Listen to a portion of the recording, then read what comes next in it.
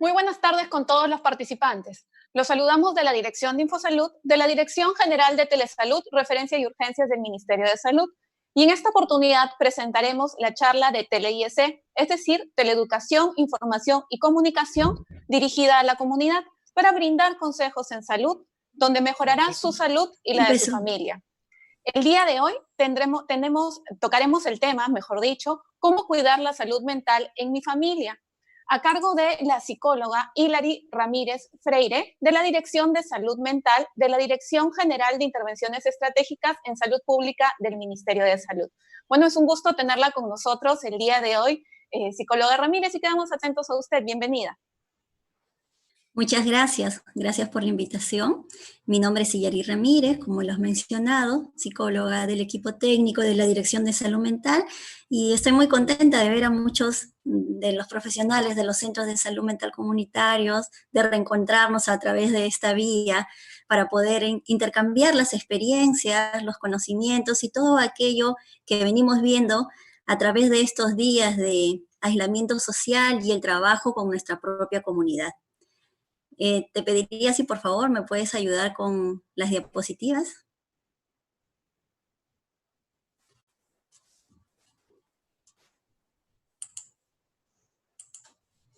Bien.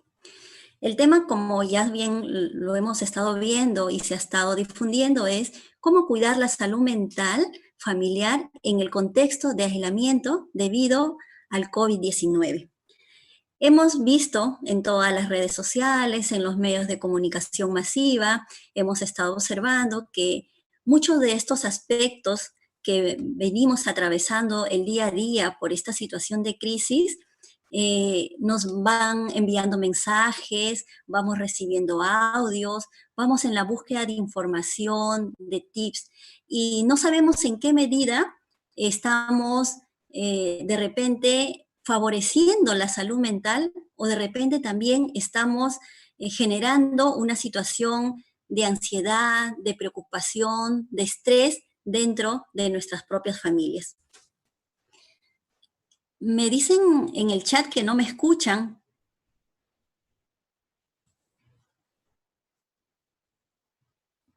Hola. Sí, licenciada, sí se la escucha correctamente, sino que muchos participantes no saben activar el audio en su computadora, pero le vamos a asistir a ellos por interno, pero sí se le escucha bien. Perfecto, agradezco la información. Bien, entonces, como les decía, vamos a continuar con este tema que seguramente no solamente es de importancia para el personal de salud y el manejo con las personas a las que venimos atendiendo, sino también para nosotros mismos, para aplicarlas dentro de nuestras propias familias, del entorno en el cual nosotros venimos también atravesando esta situación dentro de nuestros propios espacios comunitarios. En primer lugar, vamos a hacer una definición clara de qué es la salud. La salud no solo implica la ausencia de enfermedad, como ya todos sabemos. La salud es un estado completo de bienestar físico, mental y social. Y es ahí donde empieza nuestra preocupación. Vemos en el día a día que casi la mayoría de las personas nos estamos abocando únicamente al cuidado y a evitar el contagio, que no está mal. Es importante tomar todas las medidas de precaución para no contagiarnos ni contagiar a ningún integrante de nuestra familia o de nuestra comunidad. Pero no debemos olvidar que también esto implica el cuidado de la salud mental. ¿Por qué es importante cuidarlo? Porque pasada esta etapa de cuarentena, de aislamiento social, pasada esta etapa de crisis que estamos atravesando a nivel social, vamos a poder ver las secuelas en la salud mental y cómo esto ha afectado a los integrantes de nuestra familia. En este caso, los más vulnerables como son los niños, los adultos mayores que están bajo nuestro cuidado, a las propias parejas, los vínculos y las relaciones que se están dando al interior de nuestra familia. Bien, pasamos la diapositiva. Si me ayudan con la diapositiva, por favor. Bien. Entonces, para poder aprender nosotros a manejar estas angustias, esos miedos a nivel familiar, vamos a darlo en 3 pasos. El objetivo de esta charla, de esta conexión el día de hoy es reconocer nuestras emociones, trabajar en ellas y finalmente ponerlas en práctica. El paso 1, reconocer cómo nos sentimos. Es muy importante cómo nos estamos sintiendo. No está mal sentir angustia, ansiedad, miedo o estrés. No está mal sentirnos atemorizados. Es natural. No sería lógico no sentir miedo. El miedo es muy importante. Desde una mirada positiva, el miedo nos permite tomar también las precauciones necesarias para poder guardar la seguridad de nuestros familiares respecto a lo que puede acontecer en un futuro si no seguimos las pautas que nos vienen indicando el gobierno o las instituciones responsables del cuidado de nuestra salud. Así es que no nos preocupemos si sentimos miedo. Debido a esta situación por la que estamos atravesando, el miedo es natural. Lo que sí nos debe de preocupar es que si este miedo empieza a quitarnos el sueño, a no disfrutar del día a día con las personas con las que estamos compartiendo en casa, no nos permite de repente tener horarios adecuados para poder organizar nuestro trabajo, el cuidado de nuestros hijos, compartir las tareas al interior del hogar. Otro aspecto que debemos de reconocer y cómo nos hace sentir es si observamos en nosotros o en algún integrante de nuestra familia quejas constantes o pensamientos repetitivos. ¿Con respecto a qué? Por ejemplo, hay cosas que no vamos a poder cambiar.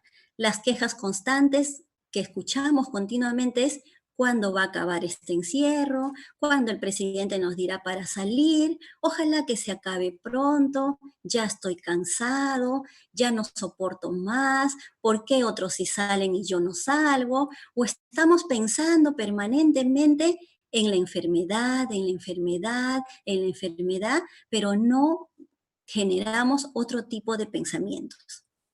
Esto es muy importante reconocer de qué manera se está manejando en la familia. Otro punto al cual le debemos dar mucha importancia debido al aislamiento, nosotros estamos conectados permanentemente a las redes sociales. Es importante saber que la información que vamos a recibir o vamos a reenviar a otros amigos, familiares, personas de nuestro entorno, no sea todo lo que recibimos lo reenviamos. Hay que tener en cuenta que mucho de los mensajes que recibimos son audios de personas o instituciones que no están avaladas por el gobierno o las instituciones autorizadas y están generando una situación de pánico innecesario, de una preocupación extrema para las personas, información irrelevante, información que genera más caos, información que no es real en la real dimensión y las medidas que se necesitan para nosotros tener un conocimiento adecuado y manejo de la situación en la cual estamos atravesando el aislamiento social y cómo debemos manejar nuestras pautas y conductas de autocuidado al interior de la familia. Otro aspecto en el cual reconocemos sentimientos también de pánico, por ejemplo, es lo que hemos visto en los medios de comunicación, las compras excesivas. Hacemos compras innecesarias, hemos desabastecido la mercadería, no hemos pensado en el prójimo, no hemos pensado en la comunidad que de repente necesita también alimentarse, cuidarse a nivel de higiene, tener los implementos necesarios dentro de su hogar para poder también pasar este periodo y no tener que crear la necesidad de estar saliendo, ¿no? La angustia que se puede generar en el entorno en el cual estamos conviviendo. Las compras excesivas es una típica característica del pánico que se está generando a través de las redes sociales, como si el mundo se va a acabar o ya no va a haber alimentos para poder proveer a nuestras familias. Otro sentimiento que también aflora es la irritabilidad dentro de las familias, la irritabilidad, incluso estando solo, la culpa y el desgano. Estos sentimientos afloran debido a algo muy importante. Casi todos dentro de nuestro hogar, varones, mujeres, tenemos ahora la función de aportar económicamente en el hogar, de producir. Al estar en esta situación de encierro, estamos sintiendo una sensación de no producción, de no salir a hacer lo que realmente tenemos que hacer. Nos preocupa la estabilidad en el trabajo, nos preocupa la economía, nos preocupa el dinero, y esto hace que sintamos culpa por no proveer adecuadamente en la medida en la que pensamos a nuestra familia, e irritabilidad con uno mismo y con el propio entorno en el que estamos en nuestro hogar. Puede ser con la pareja, puede ser con los hijos, puede ser con los adultos mayores que tenemos bajo nuestro cuidado. Otro aspecto que también nos genera miedo, nos genera ansiedad, nos genera angustia permanente es la preocupación por la muerte. Y esto es muy importante. Hemos escuchado casos donde al interior de la familia los niños están generando una situación de miedo, de terror, de pensar que se pueden morir si se contagian, y es porque seguramente lo están escuchando de los propios padres, de los propios cuidadores, o seguramente lo están viendo en las redes sociales. Muchos de nuestros niños, debido a este aislamiento, probablemente los padres estamos cediendo al manejo de información o a escuchar noticias que no son apropiadas para su edad. Y entonces los niños interpretan de una manera equivocada y empiezan a generar un temor innecesario. Pasamos al segundo paso. Luego de aprender a reconocer estas emociones que son las más comunes, el miedo, la ansiedad, la angustia y la tristeza, que son algo natural que se está presentando debido a esta situación de crisis, ahora vamos a aprender a aprender de estos sentimientos ya reconocidos. Lo primero es dejar de consumir información que daña. Eso ya está más que claro. Si nosotros no queremos sentir miedo, angustia, preocupación por el futuro, pensamiento de muerte, es no estar buscando permanentemente información de cómo está China, de cómo está Italia, de cómo le va a otros países. No, hay que enfocarnos en lo que vamos a hacer aquí y estamos colaborando para ello. Hay que enfocarnos en recibir información únicamente de instituciones autorizadas y del gobierno. En este caso, si hablamos de salud, el Ministerio de Salud es quien nos validará la información que podemos compartir de manera responsable, si es que es importante compartirla con nuestros familiares. Segundo, reconocidos los sentimientos que nos genera el no poder controlar todo lo que está fuera de nuestro alcance, vamos a aprender a soltarlo. ¿Cómo lo soltamos? Un ejemplo muy didáctico. Estamos pensando permanentemente cuándo llega la vacuna para la cura. Definitivamente eso no está en nuestras manos. Eso estará en manos de los científicos, de los laboratorios. Lo que nos queda a nosotros es sí controlar el aislamiento, tener conductas de responsabilidad para nuestra familia y la propia comunidad. No podemos estar permanentemente preocupándonos por situaciones que le competen única y exclusivamente al gobierno. Soltar aquello que está fuera de nuestras manos. Hemos escuchado muchas quejas al respecto de que la gente no cumple las reglas de restricción. Perfecto. Para eso está el ejército, para eso está el Ministerio del Interior, que se hará cargo. Nosotros no podemos hacer más que cumplir las normas en la medida en que esté dentro del manejo de nuestras familias y de nosotros mismos. Tercer punto, reconocer que todos estamos tratando de dar lo mejor de cada quien. Este punto es sumamente importante y aquí vamos a hablar de las familias. Las familias donde todos nos encontramos, aquellas familias donde está presente papá, mamá, los niños, aquellas familias donde solo hay un papá o una mamá soltera criando a sus niños solos, las familias donde de repente hay parejas sin hijos todavía, las personas que también están solas pero tienen familia y por diversas circunstancias se han quedado solos en este tiempo de aislamiento, ya sea por viaje, ya sea porque nos sorprendió fuera del entorno familiar o porque vivimos de manera independiente, pero sí tenemos familia. Así es que no estamos completamente solos. La unión familiar en este aspecto, ahí sí es muy importante hacer uso de los recursos que tenemos a la mano. Por ejemplo, para conectarnos con la familia tenemos los teléfonos celulares, los teléfonos de casa, las videollamadas, los chats. Hay muchas formas de poder conectarnos y no estar completamente solos en casa. Al hacer estas reuniones familiares, ya sean presenciales o virtuales, lo más importante es saber de qué conversar.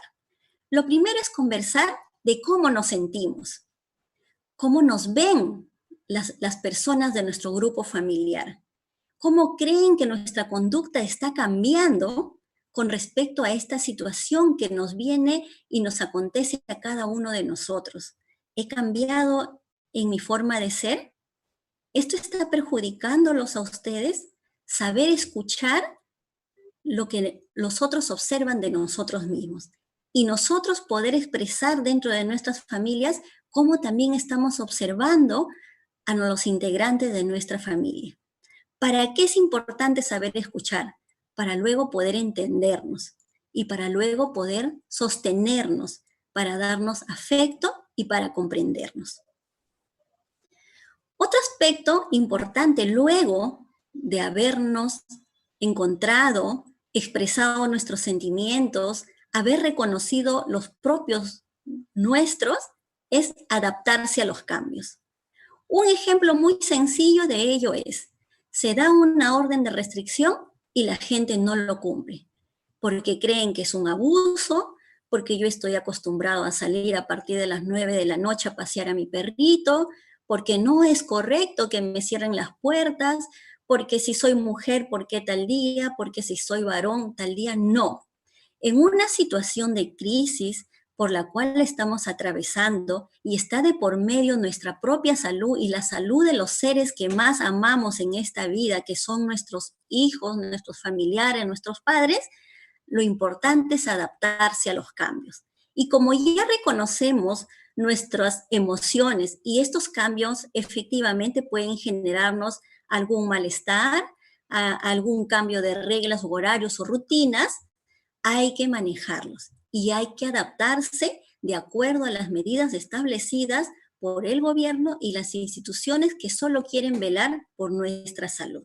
Un ejemplo de adaptación es, hay muchas quejas al respecto de que los animalitos ya no pueden salir en sus horarios.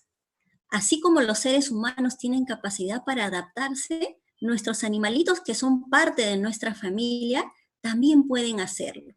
Pueden hacerlo de la misma manera que pues, nosotros generamos cambios, con afecto, con orden, con paciencia y sobre todo respetando las reglas de convivencia al interior de la familia y de la comunidad. Dicho esto, vamos a pasar a otro aspecto que es muy importante también dentro de la familia. Darse tiempo en pareja. Si bien es cierto, los papás que venimos desarrollando seguramente una doble o hasta una triple función y venimos compartiendo las tareas del hogar que seguramente por el trabajo y el tiempo de trabajo que nos amerita, probablemente nos hayamos desconectado de las tareas del hogar.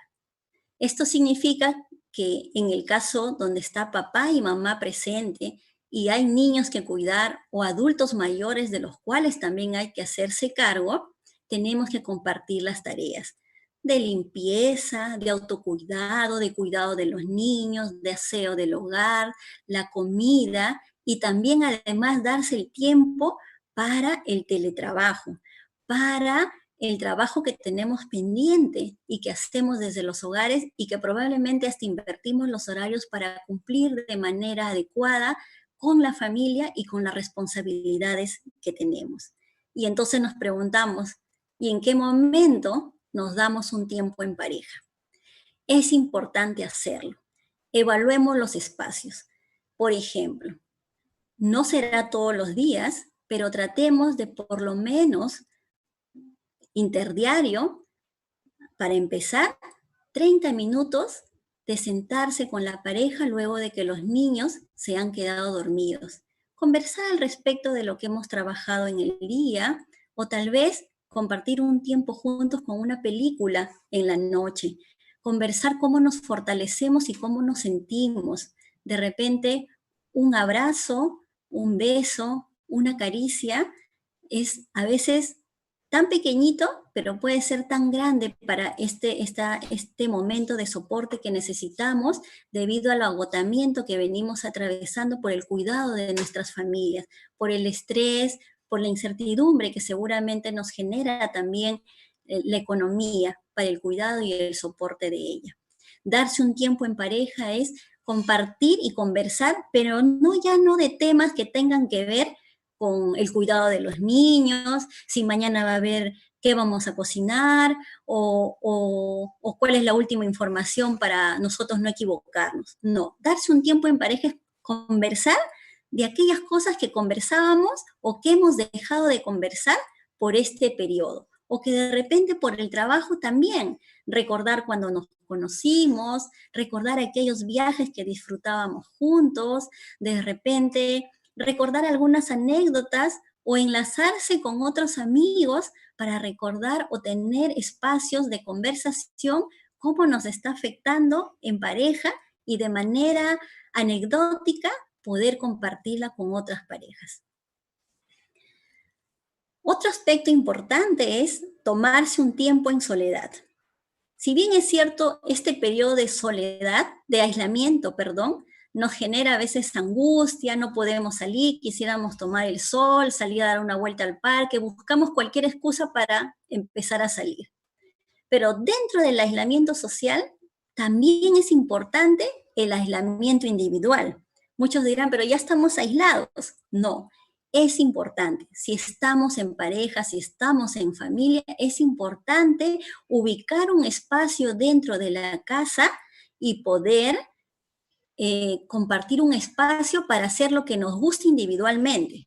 Por ejemplo, leer un libro en soledad, puede ser media hora, una hora, tener tus propios pensamientos en soledad, ver en uno mismo, a su interior, cómo estamos avanzando, qué queremos, o de repente una llamada con algún amigo o amiga que no necesariamente tenga que compartir todo el tiempo con la familia. Compartir con alguien un espacio y un tiempo de soledad para sí mismo, o de repente solo para descansar, solo para cerrar los ojos y descansar un tiempo. Otro punto fundamental y que nos han estado preguntando también y escuchamos mucho en los tips que venimos viendo en las redes sociales es establecer rutinas. Si bien es cierto, las rutinas son importantes, sobre todo con respecto a los niños, no perder el tema de levantarse temprano, asearse, tener horarios ya establecidos para la alimentación y el compartir en familia, también podemos ser flexibles. No todo tiene que ser rutinario, porque la rutina más el encierro también desgasta. Tenemos que ser flexibles en nuestras rutinas o sentarnos en familia y cambiar también y proponer nuevos espacios para estas rutinas. De repente, no todos los días tenemos que levantarnos 7 en punto de la mañana. De repente nos quedamos un poquito más tarde, un día antes, preveemos esa situación y nos damos un periodo para dormir media hora más o una hora más con el compromiso de que continuemos luego nuestras actividades sin perder la rutina que ya teníamos establecidas. No tiene que ser también como un horario escolar en casa, donde todos tienen que cumplir, porque estas rutinas también tienen que ser flexibles a las edades, ¿no? A la fuerza con la que tienen cada una de las personas, a los gustos de las personas. Entonces, estas rutinas tienen que ser compartidas y validadas en familia. siempre viendo el lado de la flexibilidad y que todos puedan compartirlas de manera armónica. Dado este segundo paso y haber aprendido a reconocer nuestros sentimientos y a tener algunas pautas de cómo evitar que estos sentimientos salgan, vamos a pasar al paso 3.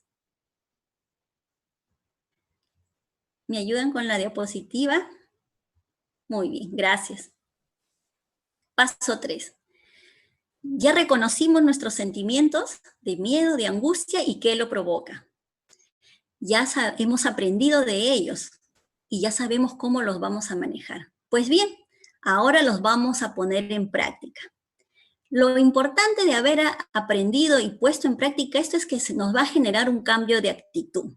No podemos obligar a la gente a que esté permanentemente teniendo pensamientos positivos, ¿no? O dando mensajes positivos de manera permanente. Pero sí podemos generar un cambio de actitud a nivel personal, a nivel familiar. ¿Cómo vamos a generar este cambio de actitud? Primero, encontrando un propósito. El propósito puede ser individual, puede ser familiar, puede ser con la comunidad de manera colectiva, puede ser con nuestro entorno familiar, con el edificio, con el barrio, con nuestros vecinos. Nuestros propósitos no tienen que ser tan grandes, pueden ser desde el más pequeño, desde el más sencillo, hasta el más social de repente, y podemos hasta marcar una historia. Por ejemplo, el primer propósito que nos podemos plantear es: estamos permanentemente con la familia, pero la pregunta es, ¿tenemos un propósito pasado a esta cuarentena o en este periodo de cuarentena? ¿Ya tenemos un propósito en familia? ¿Qué esperamos luego de pasada esta crisis? Busquemos un propósito individual, que puede ser desde leer un libro y terminarlo, plantar un arbolito dentro de casa, hacer algo en familia que nos permita un aprendizaje nuevo, o la búsqueda de encontrar un espacio para generar ayuda para otros. Otro propósito puede ser aprovechar, por ejemplo, con la familia, se viene la Semana Santa. ¿Cuáles son nuestros propósitos en este sentido? Para los que creen en las fiestas religiosas y para los que no también. Es un espacio de reflexión, es un espacio de convivencia y es una Semana Santa diferente. ¿Cuál va a ser nuestro siguiente propósito luego de este espacio de reflexión? Que no solamente sea el compartir con la familia y estar juntos y de repente disfrutar de algunas costumbres a las cuales ya estamos siempre acostumbrados, redundando, ¿no? Por ejemplo, si estábamos acostumbrados a viajar, entonces encontremos un propósito para la próxima temporada que estemos juntos y no estemos en una situación de crisis. Planeemos un viaje a futuro, programémonos cómo va a ser esto, veamos la economía, cómo nos va a ir, cómo podemos soñar este encuentro, cómo podemos generar este espacio para poder lograr algo luego de salida de esta situación de crisis. Vivo el presente y me enfoco en el futuro. Esto también es muy importante. Tenemos que estar conscientes de que estamos atravesando una situación que no es natural, que no es lo cotidiano. Y para ello nosotros vamos a cumplir con las reglas que corresponden y nos corresponden como ciudadanos y como responsables de nuestra familia. Y me enfoco en el futuro. La única forma de enfocarnos en el futuro es pensar en que nuestros seres queridos van a salir librados de todo aquello que nos preocupa. ¿Cómo lo hacemos? Aportando con el autocuidado hacia uno mismo y hacia las personas que están a nuestro cuidado. Me mantengo alegre y contagio esperanza. Aquí es muy importante hablar del humor. El humor no es que no estemos en el presente, no es que no nos importe lo que está sucediendo, pero el humor es salud mental. Aprovechemos los espacios para reír. Nuestros niños no todo el tiempo tienen que estar asustados. Nuestros adultos mayores no todo el tiempo tienen que estar preocupados. Dentro de las conversaciones que tengamos con los adultos mayores y los niños, compartamos las alegrías, sus experiencias, sus anécdotas. Si no las tenemos ahora, recordemos las que hemos tenido en el pasado y encontraremos un catálogo de momentos felices y anécdotas simpáticas que podamos compartir. Si de repente también podamos compartir con amigos o familiares a través de las redes sociales aspectos que nos generen alegría, humor, entusiasmo, esperanza, hagámoslo. Hagamos y compartamos todos estos aspectos. No quiere decir que no nos importe la situación que está pasando, no quiere decir que no nos preocupe la salud de las personas ni la crisis. Quiere decir que también estamos cuidando la salud mental, ¿no? A través del humor. Es una forma de cuidarnos. Otro aspecto para poner en práctica lo que hemos aprendido es, si ya encontré un propósito y quiero lograrlo, una de las formas es ofrecer mis talentos al servicio de mi comunidad. Por ejemplo, de repente he llevado un curso o un taller de pintura y por el momento no puedo hacerlo de manera presencial, de repente puedo hacerlo a través de, como lo estamos haciendo ahora, ¿no? A través de un Zoom, a través de videollamadas y compartirlo. Tal vez en el barrio, en la comunidad, hay niños en casa que los papis ya no saben qué hacer con ellos, entonces ofrezco mis talentos. Hemos visto también en las redes sociales que hay personas que practican ejercicios, danzas y comparten sus talentos. Es importante también alimentarnos de ellos y crear también y nosotros generar talentos y espacios que nos permitan compartir con otras personas. Otro aspecto importante para poner en práctica lo aprendido es poner en práctica el cuidado comunitario. Si bien es cierto, tenemos que empezar por casa, cuidándonos a nosotros mismos para poder cuidar a nuestros familiares y a aquellas personas vulnerables dentro de nuestra casa, no hay que olvidarnos nunca de la comunidad. No podemos ser egoístas, individualistas y pensar solamente en nosotros. Ya es momento de poner en práctica cómo vemos hacia afuera. De repente ver en nuestra comunidad si hay algún adulto mayor que esté solo, de repente algún papá o mamá soltera con sus niños y necesitan en algún momento la atención y el cuidado de ellos y colaborar con ellos para que ellos puedan también desarrollar sus actividades. Velar también si en nuestra comunidad hay problemas de violencia al interior de otros hogares. Se ha visto en las estadísticas que hay muchos niños violentados producto del encierro, del estrés y del poco manejo de nuestras emociones. La práctica de la violencia al interior de los hogares, mujeres víctimas de violencia familiar que no por el tema de la crisis que estamos atravesando ha parado la violencia. Peor aún, creo que se ha incrementado y son pocos los espacios en los que ahora, debido a esta situación, a veces hasta se está haciendo invisible. El cuidado de nuestra comunidad no solamente repercute en cumplir las reglas, la limpieza, el cuidado, respetar las normas, sino también empezar a mirar hacia afuera. ¿De qué manera podemos ser útiles para cuidar a otros niños, adultos mayores, proveerles de repente de alguna compra, apoyarlos cuando nosotros lo tengamos que hacer y velar por la seguridad y el cuidado de todas las personas que comparten con nosotros muchos espacios? Creo que esto es un aspecto muy importante, este aislamiento. No veamos que todo es negativo. El aislamiento tiene muchos aspectos positivos, como el poder compartir en casa, conocernos más, enfocarnos en el futuro, prever circunstancias que pueden aparecer, pero sobre todo en poder darnos esos abrazos, esos afectos, ya sean presenciales o virtuales, pero que seguramente en el momento en que todo esto haya terminado, nos quedará una gran recompensa. Habremos aprendido.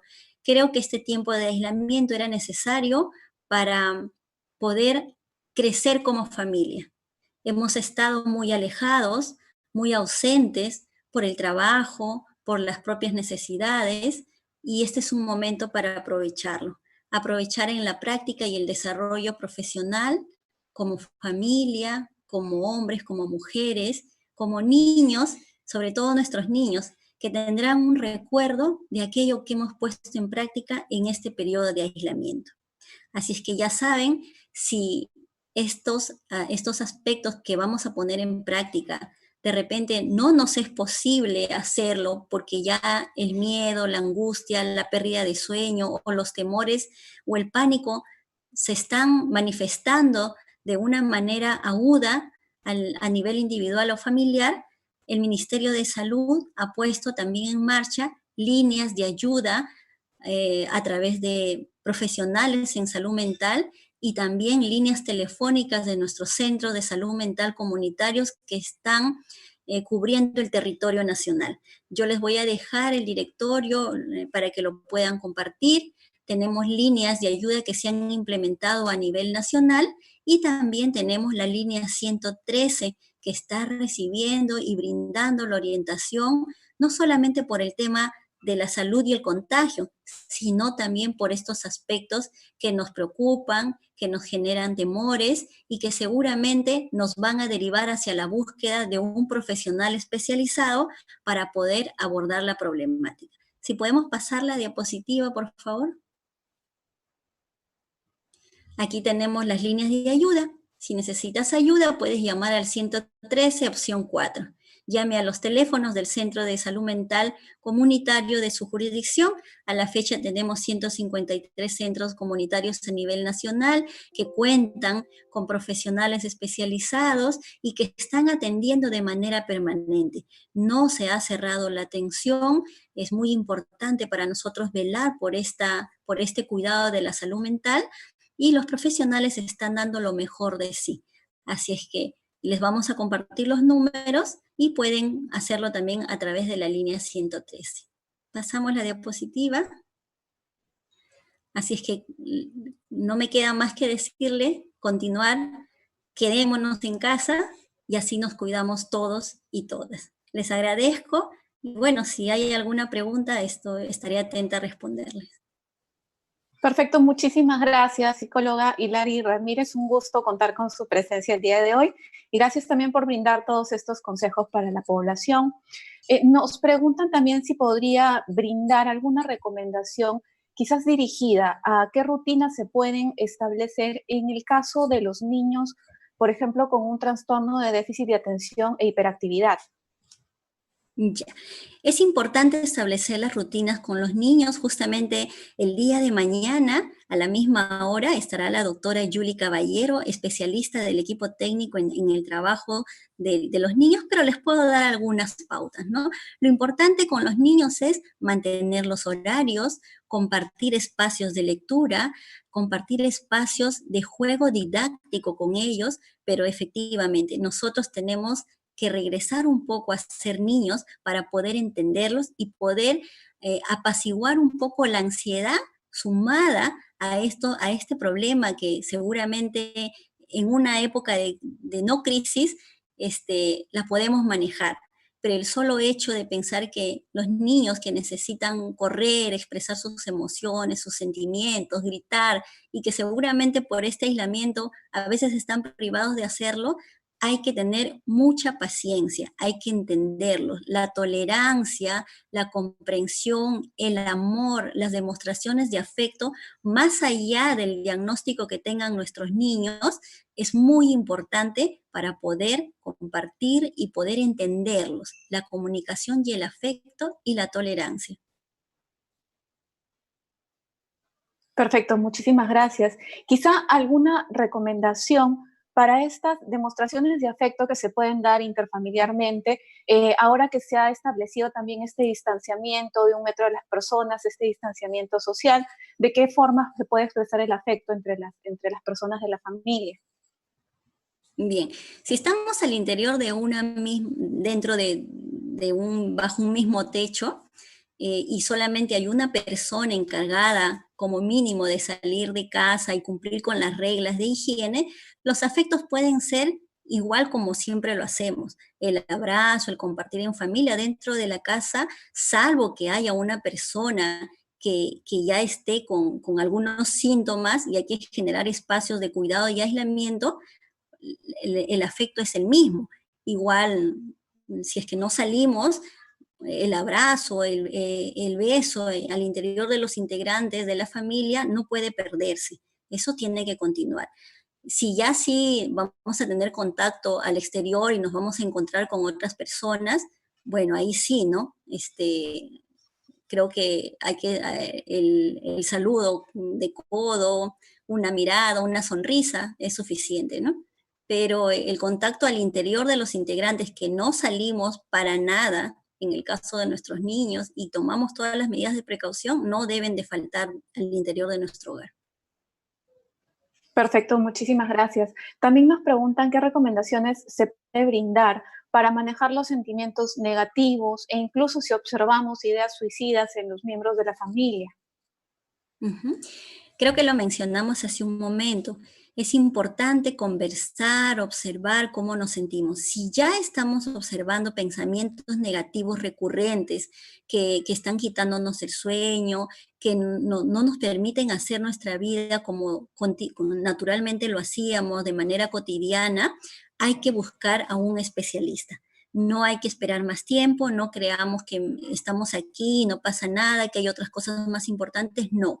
Ya son señales de alerta. Si hay un pensamiento suicida, no hay que esperar nada, hay que simplemente buscar ayuda. Ahí les voy a dejar los números telefónicos o a través de la línea 113 de inmediato para poder contactarnos con los especialistas y que los especialistas puedan brindar las recomendaciones para que las personas puedan acceder a los servicios y en el caso de que no fuera posible por alguna situación especial no acceder a un servicio, nuestros equipos de salud mental se están trasladando hacia los hogares.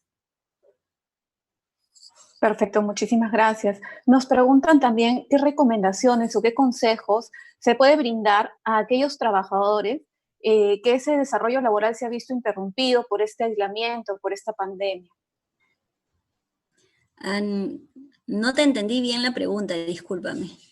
Sí, solicitaban a nuestros participantes algunos tips, algunas recomendaciones para aquellas personas cuyo desempeño laboral se ha visto interrumpido por esta pandemia. Ya, o sea, que no están yendo a trabajar. Sí, que ya no estén trabajando o quizás que estén en paro, que hayan perdido los trabajos o que sean quizás independientes, si pueden brindar alguna recomendación adicional. Sí, es cierto, hay una situación crítica por la cual el país está atravesando y muchas de las personas independientes efectivamente se han quedado sin ingresos, como aquellos que de alguna u otra manera podemos depender de un ingreso. Lo primero es la calma y como les dije, generar un propósito. Esto nos ha sorprendido a todos, esto no es ajeno a nadie. Lo importante es ver en qué medida nos podemos también apoyar y sostener a nivel de la familia y de la propia comunidad. Yo he visto, por ejemplo, en redes sociales que hay comunidades que se están organizando incluso para ayudar a las familias que de repente, producto de esta situación de haber perdido un trabajo o un ingreso diario, se están organizando para proveer alimentos. Ahí empieza la solidaridad, ahí empieza el compartir, ahí empieza el no pensar únicamente de manera individual, sino de pensar en el colectivo. Tal vez nosotros que estamos atravesando esa situación de manera individual y nos hemos quedado sin un ingreso, podemos generar este propósito.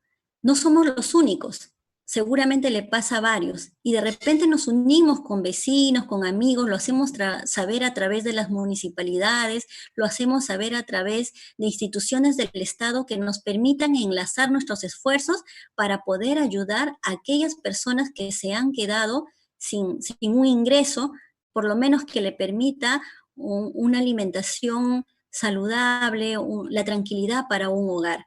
Es importante, así como el Estado está viendo lo del bono para las personas con 0 recursos, también es importante nosotros como parte de la comunidad generar espacios que nos permitan ayudar a otros a salir y a superar de manera conjunta esta situación de falta de trabajo. Perfecto, muchísimas gracias. Nos preguntan también, y en el caso, por ejemplo, de familias que hayan sufrido desastres naturales previos a esta emergencia, como por ejemplo a Lutz, en Santa Teresa, Cusco, ¿se les puede dar alguna recomendación adicional? Ellos que, digamos, se encuentran también en esta situación de emergencia sanitaria y adicional han sufrido alguna otra emergencia. Ya. En realidad, las emergencias nunca acaban. Probablemente uno deja de enterarse de lo que está sucediendo, pero siempre están presentes. Para eso tenemos activados los equipos de emergencia en cada territorio. Los equipos están conformados por profesionales de salud mental, por profesionales especializados debido a las necesidades que hay en cada territorio. Pero lo más importante es no solamente esperanzarnos en qué hace el Estado o el gobierno para ayudarnos, sino también en cómo nos activamos nosotros, cómo nos organizamos en la propia comunidad. Seguramente producto de un desastre previo, no hay luz, no hay escuelas, o de repente no podemos salir, no tenemos personas quienes se hagan cargo del cuidado de nuestros hijos, seguramente no hay agua, entonces la comunidad se tiene que organizar. Por ejemplo, en una comunidad donde no hay agua y todos tenemos que salir a buscar agua, nos organizaremos por grupos. No vamos a salir todos con nuestros baldes a buscar agua. Lo que podemos hacer es generar un equipo, por ejemplo, de líderes de la comunidad que se encarguen de ese aspecto, de contactar con los responsables, con autoridades y de gestionar, mientras que otro grupo de la comunidad se encargue de la comida, de los niños. No todos podemos hacer todo. Tenemos que organizarlos. La participación activa dentro de la propia comunidad va a depender de los recursos con los que contemos y de las necesidades con las que presentemos. Así es que, si bien es cierto, el Estado y el gobierno tienen una responsabilidad sobre cada situación de crisis que hay que abordarla, también la comunidad tiene que fomentar esos espacios para ser visible y poder hacerle afronte a cada situación de crisis, de ansiedad y de desastre.